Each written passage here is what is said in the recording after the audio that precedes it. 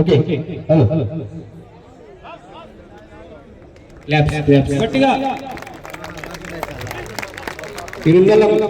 50% artist మొత్తం ఇందులో participate very good.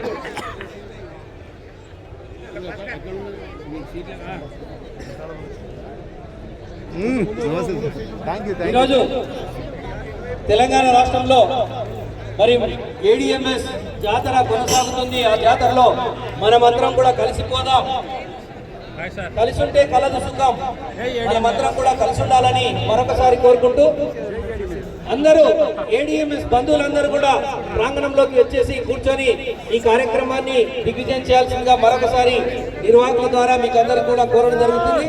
మరొక గీతం ద్వారా